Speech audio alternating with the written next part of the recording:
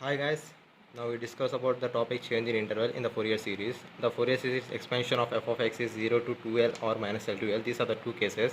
In this we have had more confusion. The Fourier series expansion is half a naught plus summation of n is equal to 1 to infinity and n cos n pi l by l plus summation of n is equal to 1 to infinity dn sin n pi l by l. In this we have four cases and we will discuss about each. This is the case 1. If f of x is defined 0 to 2l, then the a naught will be the 1 by l of 2l summation of 0 to 2l f of x and dx, and in this an is equal to 1 by l 0 to 2l f of x cos n by x by l into dx, and the bn value will be 1 by l of 0 to 2l f of x sin n by x by l into dx.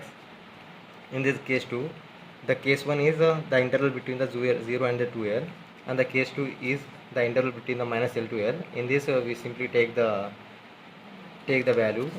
Suppose the example we have an interval of 0 to 3, then we take as is 0 to 2l, then l will become as a 3 by 2.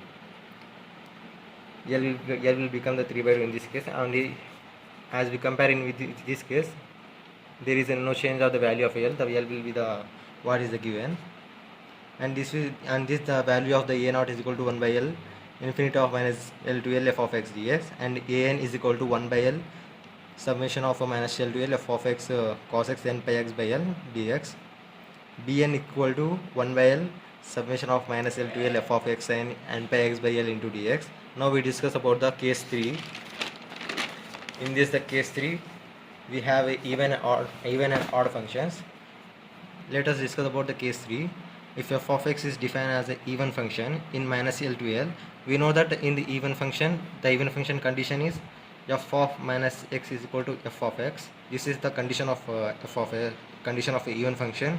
In this, so we know that the cos of minus x is x and sin of minus x is minus sin x. Sorry, is cos x.